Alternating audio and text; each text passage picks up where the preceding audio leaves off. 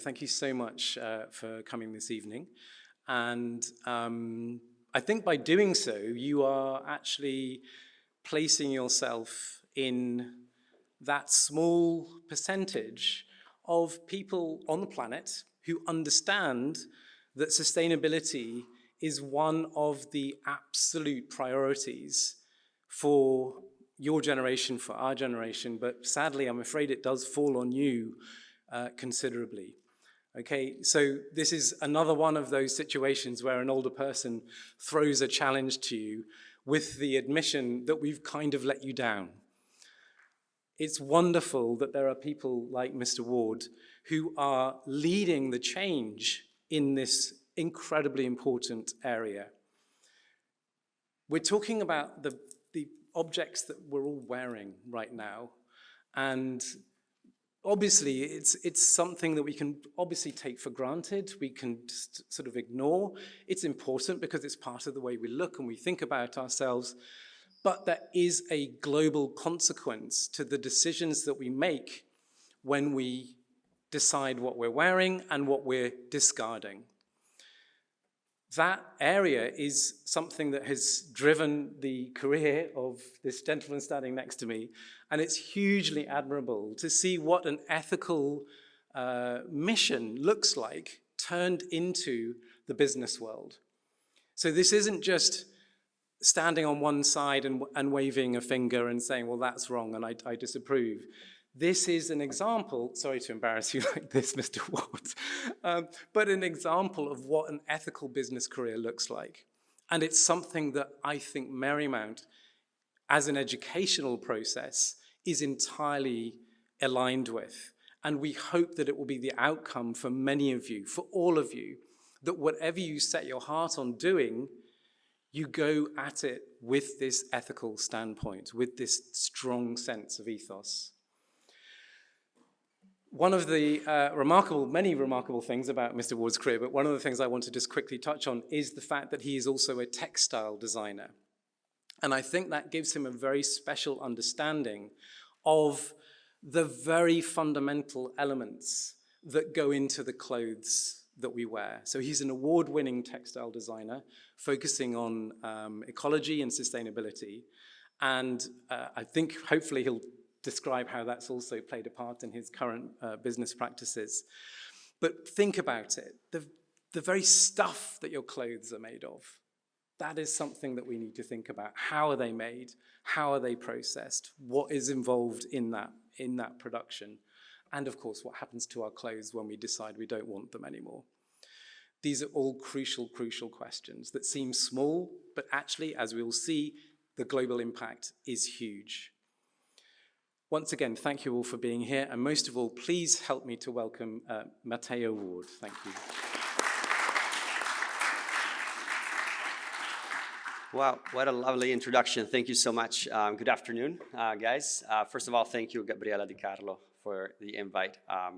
And was supposed to be here months ago, and I really want to be here. I couldn't, and I'm so excited to be here today. I hope it's also the beginning of a journey, because I think the first and most important thing to say is that when we speak about sustainability, there is no fixed manual yet written that gives us all the answers, that tells us what we should do, shouldn't do. We have a sense of it, but the biggest opportunity, which you should be equally excited about, is that you, all of us together, in this specific moment in history, have the unique chance to rewrite how the world functions. And it's not just a chance as an opportunity, but it is something that we have to do, because there are, as outlined before, unfortunately, some challenges, some are bigger than others, that right now, nobody or very few people around there are taking responsibility for. Some are trying to solve for them, but it isn't working. So, not of this to say that all of us will figure out the way to make the world better, but every single one, regardless of what we will do, who we will be, through the choices of what we eat, what we wear, how we speak, how we walk, where we live, how we drive, how we breathe, and how we wake up in the morning, can actually have a tremendous impact. And I will speak about fashion today because that's what I do. I love fashion, and I don't come here to preach because I woke up one morning and said, hey, I want to make the world better through fashion. No, no, no, no. I came and I'm here today because I was a part of the problem for many, many years.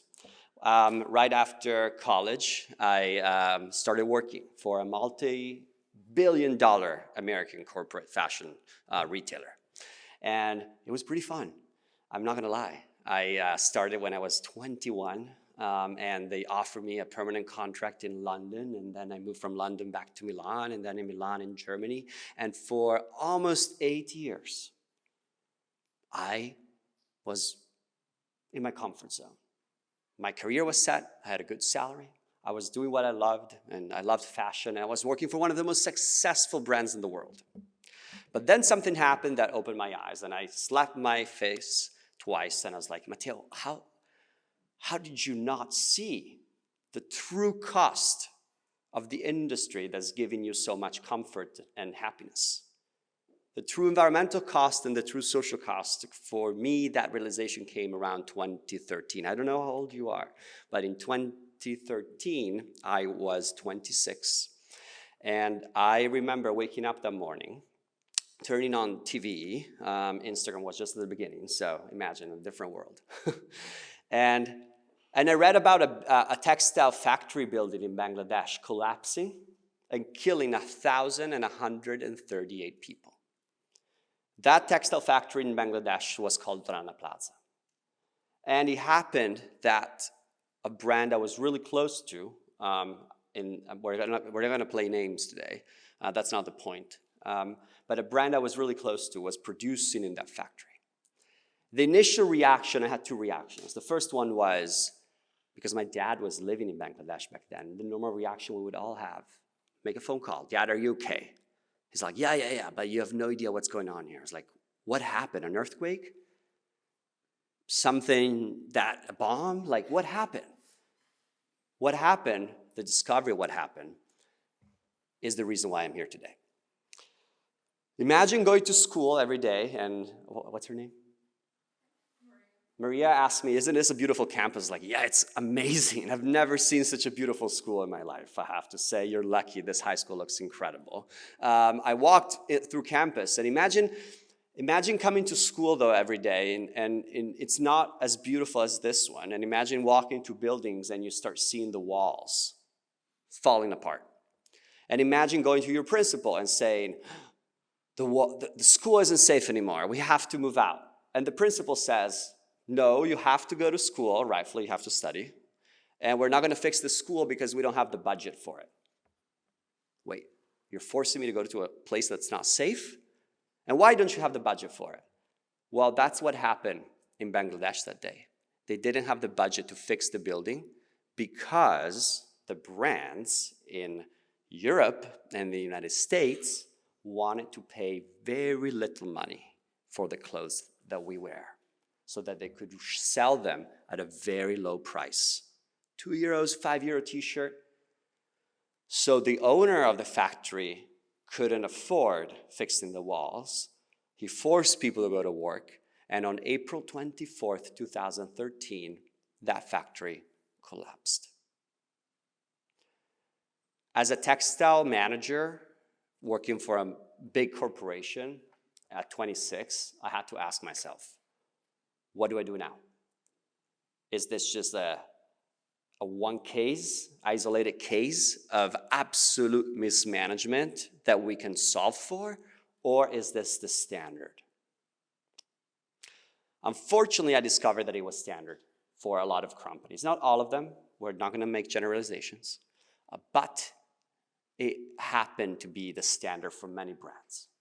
And I got scared. I got scared because I was like, I don't want to be part of this. My dream, I didn't want to work in fashion. I wanted to be a politician. I wanted to become president of the United States of America. My father is from Seattle. My mom is Italian. I had planned my entire career to become president. And then at 18, my dad says, you weren't born in the US, dude. You have a US passport, but you can't become president. I was like, what? That's a little too late. So, all right, guess what? I still want to do politics through fashion. I wanted to have an impact in this world. And I thought I was having an impact through that fashion brand. I realized I wasn't. So I had to do something about it. And this is the beginning of my new journey. I became an entrepreneur, what you would call it, but social entrepreneur. I quit my corporate life and I started working in schools all over the world to talk about responsible fashion and clothing. And then, because I didn't have solutions, I created an innovative startup to create new technologies to create clothes in a better way. And then, because I didn't have any more money to continue, I decided to open a design studio to consult for brands and create a sustainable cash flow financials that could allow me to do bigger and better things. But I'm not here to talk about myself. I just wanted to tell you why I'm here. Not because I woke up one day and I said, let's point fingers, as you rightly said, towards this industry and let's dismantle it. No, because I was part of the problem and I love fashion. You love fashion? Yeah. So I told myself there must be a space where we can still enjoy wearing good clothes, have fun with clothes, wake up in the morning, we may feel a little sad and we wear something great and we go to school like, hey, I feel great today. There must be a space where we can continue doing that. It happened to you? So, without causing harm to people and the environment. And let's do a little exercise. We have 45 minutes left together. For these next 45 minutes and afterwards, think about clothes as food. Some of you may be thinking, I'll never work in the fashion industry. I have nothing to do with this. Well, I'll hopefully help you reframe that in your head. Do you drink in the morning water or tea or whatever? Do you eat food every day? Do you wear clothes every day? Haha, there you go. You are all involved in this industry. Whatever you put on your skin, just like food, impacts your health and your psychological well-being because through the skin we absorb what we wear. So we're all being taught to adopt a healthy lifestyle of food and beverages. We know what's good to eat, what's not good to eat. And we'll always make mistakes, by the way. We'll always have that cheat day where we eat junk food, right? It happens, but you know it's not right. We don't have that knowledge with clothes, unfortunately, but it is absolutely the same thing. We wear clothes when we are born. The first thing that happens is that they wrap us up in a beautiful cloth until the day we leave this world. We're always eating fabrics. So choosing the right fabrics is important. Treating fabrics as well is important. Taking care of fabrics is important. Why? Before I continue, I want to show you a video of that hopefully tells you why. 3 years ago, I went on a trip around the world. I went to the most remote places on planet Earth in Chile, Ghana, Indonesia, Bangladesh, India, and then back to Italy.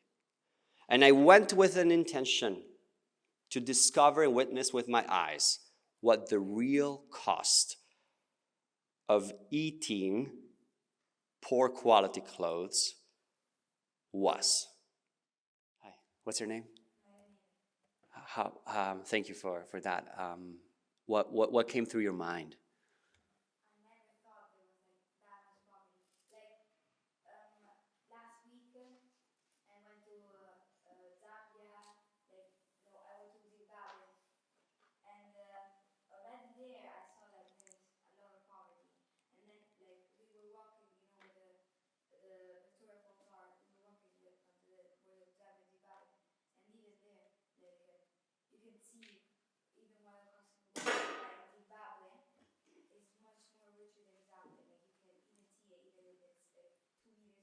Yeah.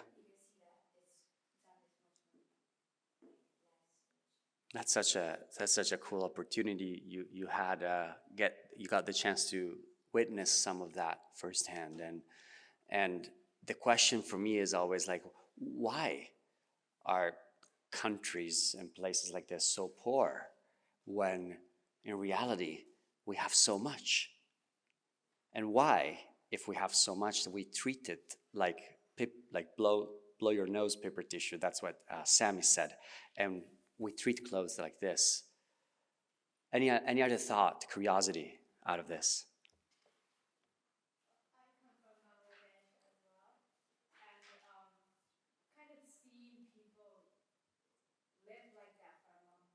Yeah.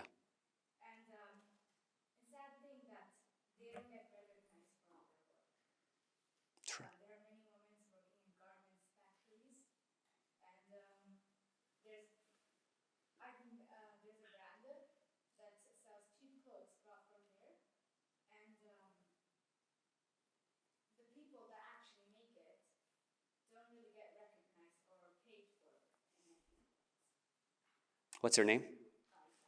Thank you for sharing that. You are so spot on. The people that make the garments don't get recognized. So at the beginning of what in the industry we would call the value chain, we're not recognizing the true value of the women, the girls, usually your age or a little older, that create the garments. It starts there. And if we create poverty at the beginning, this is what ends up at the end. This is the end that I've shown you today. Because when we create poverty at the beginning, we create clothes that are going to be cheap. Just like we treated cheap, like we discounted the life of the people that create the garments. And when clothes are really cheap, it's very hard for us to see value in it. If it only costs €2, I'll wear it a few times and I'll trash it without thinking. But wow, what happens then is that that €2 t-shirt ends up into this. I have to tell you, I went to Ghana with intentionality. I knew there was a huge issue there. But what I saw with my own eyes, when you find yourself in the front of those mountains of clothes and the poverty that Maria Neve has talked about, and video only gives you a hint of it, the smell, the heat, the awareness that we're lucky, because I had a plane ticket back, honestly, and it made me feel sick to my stomach. I was like, what can we do with this documentary? I was a little scared to show it to people because the last thing I wanted was for me to come back and again, go on stages, go on television and radio and show it and smile and then nothing happens. But I realized that the most important thing was to continue showing it, bringing it to school, bringing it to you, that hopefully helps us do something about it. Helps us do something about it in the easiest way possible. The moment we buy clothes, the moment we open our wardrobe, the moment we see a hole in our t-shirt, there's so much we can do to prevent this from happening. Or to the next level, the moment we decide to go home today, speak to our classmates and friends and say, hey, you know what? Even if it costs €2, it doesn't mean that it values €2. Someone else is making a mistake. Someone is devaluing the people. Someone else is not recognizing the true value of the women's and nature involved into the making of this. And even, I remember when, I think 2 years ago, I went like for 8 months in Indonesia, and or even in Africa, and like you can even see that they're really poor because they were stopping me every 5 seconds for a picture to have with them. I don't know if it happens same with you, but like always, with even my mom, they were asking us to make pictures.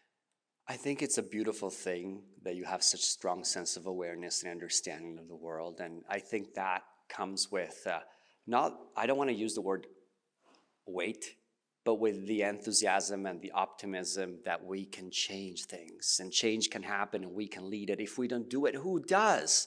Who's going to help the girls in Indonesia, Bangladesh, and Chile, and Ghana, and ourselves as well? I mean, I could open it up to many other layers. I'll get to you in a second. But the point is, at the end of this video, and I'm going to use a bad word, it's fine, we already said it. We didn't make this documentary to say what a shitty world. Ugh, shitty world, nobody's going to fix it. You know, I believe we can.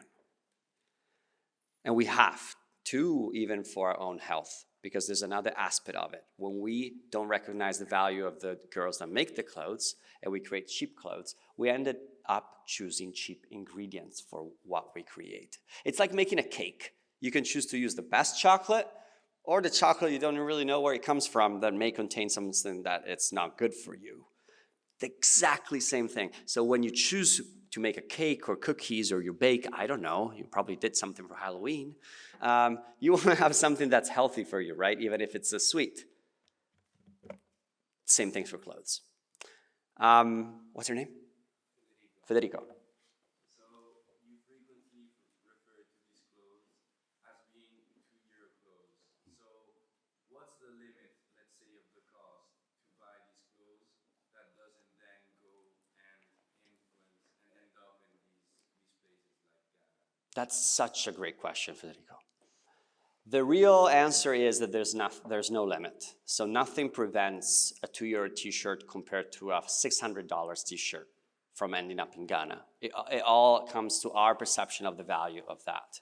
So you can buy a t-shirt from a very well-known luxury retailer brand, and you may have some degree of confidence, trust, that that t-shirt doesn't contain toxic ingredients, that it's, the people that made it are paid a living wage, so that in theory, not always, but in theory, when you're speaking about luxury garments that have a high price, should be taken care of.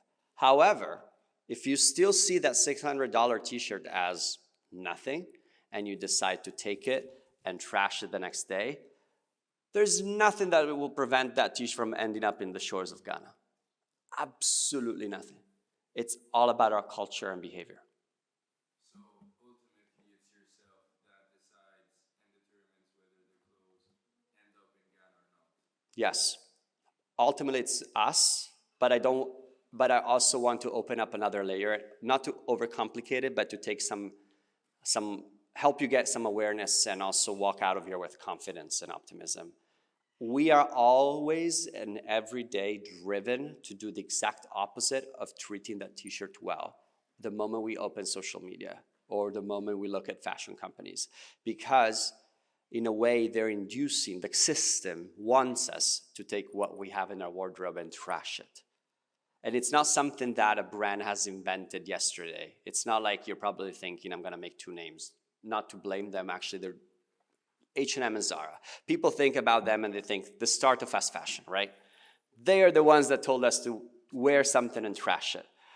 Bah, 1678, King Louis XIV at the court of France, he wanted to become the richest man in the world.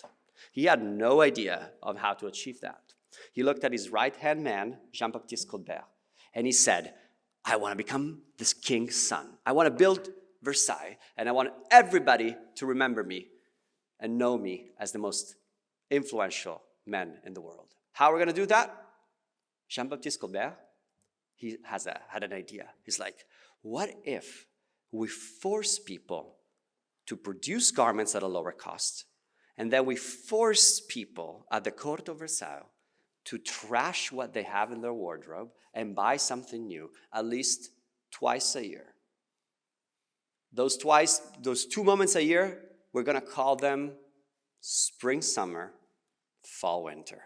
Fashion seasons were invented in 1678, before the Industrial Revolution, by a man that wanted to become the richest man in the world. And guess what? It worked so well.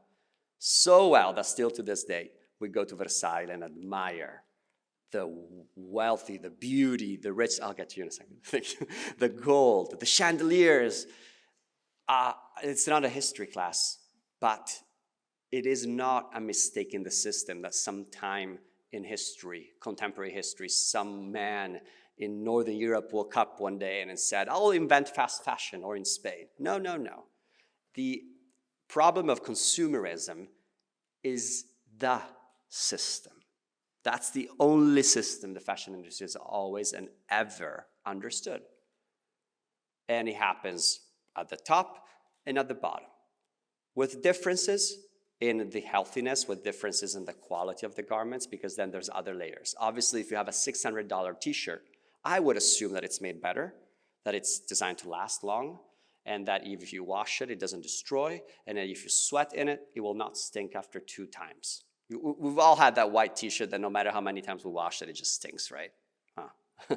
I would assume that doesn't happen. So there's an argument that the garment of higher quality, you will keep for a longer time. You are not as prone to trash it. A, because it costs a lot and it's a higher quality. Whereas a garment that's cheaper, because we already give it less value and because it is actually designed to auto-destroy, it will probably end up in Ghana at a much faster rate. What's your name?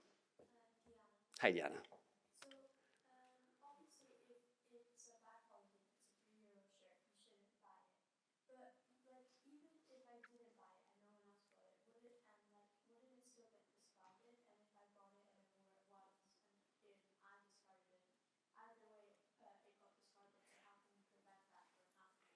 You guys are asking such great questions. Congratulations to this teachers in school. So you're absolutely right. We have a role, like if you decide not to buy a €3 t-shirt, it will have a relative impact, but in absolute terms, you're asking me what difference is gonna make. The t-shirt will still be produced, someone will still not be recognized in the value chain, someone will still trash it, and stores will not stop selling them. So what difference does it make? The answer is that we all have different roles to play. To prevent €3 t-shirts from being produced, it's not something that us as citizens or consumers, a word I hate, can actually lead. But if you as a citizen decide to go run into politics one day and become president of the European Commission, the European Parliament, Italy, or the country where you're from, that's where you have the power to prevent that €3 t-shirt from ever being produced again. And guess what? Our president of the European Commission has been working on it for the past 6 years. I don't want to get too technical, but there is a law being in approval at the European Union level that has a name, two words on it, due diligence. And this law is designed to make sure that companies do not ever engage into working behaviors that do not recognize the value of the people at the beginning of the value chain. When that happens, it is economically impossible for a t-shirt to end up at €3 because the real value of the garment workers in Bangladesh is to actually be paid around $300 a month. Right now, they're only getting 114. So from €3, we should technically become a little better. And the value of the people is just one variable of a much more complex equation because there are other ingredients that unfortunately we are discounting. There's a woman I met in Bangladesh. Her name was Kalpona Akhtar. Yes, I still have a little bit, 2 minutes, and I'll end it there. Kalpona Akhtar, she's a phenomenal leader in your country. And she was 12, her parents passed away, and she was forced to go into the factories, in textile factories, because there was no other job. And as you've said, that's the way it is. She walked in and she didn't have the privilege to go to school. She didn't know what a worker is. She didn't know about working rights. She went to school and she was abused, physically, verbally, every single day. This was 15 years ago. But then one day she read something about workers. The definition of worker she's read means that it's someone that has certain rights. And among those rights, she understood that she could actually create groups, clubs, syndicate in the factories, and go to the factory owner and say, it is my right to not be slapped in the face if I say that I'm tired. It is my right to work for 8 hours and no longer. It is my right to blah, blah, blah. She did it. The result? She got jailed for it. So she came out of jail and she said, I'm going to not just talk to other female colleagues, I'm going to talk to other female colleagues in other factories in Dhaka. And I'm going to do an even better strike, bigger strike. She did it. She was abused and jailed again. I met her 2 years ago. She told me this story. And she said, Matteo, it is the best thing that it could have ever happened to me. And to the women in Bangladesh. And I was like, why, Kalpona? It's like, imagine, if my employer had listened to me, I would have helped 5 women in my factory.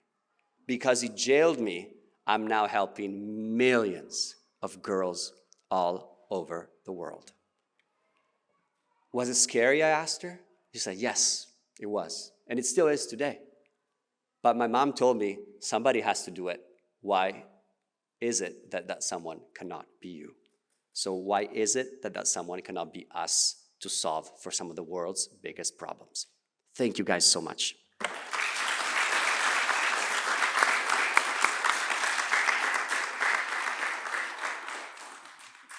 Thank you so much, Mr. Ward. quite devastating actually watching your documentary, and I was hugely struck by so much of it, and thank you so much to our students for your very thoughtful questions. Very impressive, thank you. So the docu-series is available on YouTube, on the YouTube channel of Sky Italia. So you can watch them easily at home or school whenever you want. And it's a 6-episode series that really each episode focuses on something specifically different. Indonesia, deforestation. Bangladesh, the value of women. India, cotton supply chain. Chile, desert of Atacama, very interesting story about waste.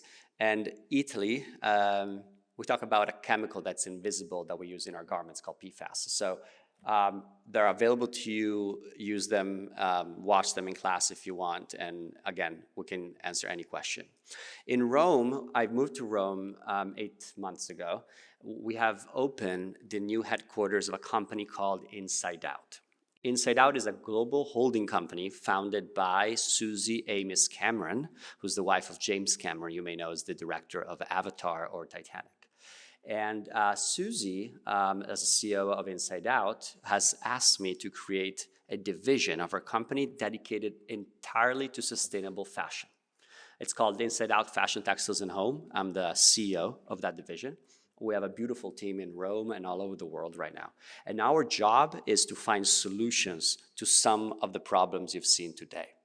Solutions in how we create the garments, solutions in how they've been used, how they're communicated, and also what happens to them at the end of their life to make sure they don't end up polluting the environment in the same way you've seen today.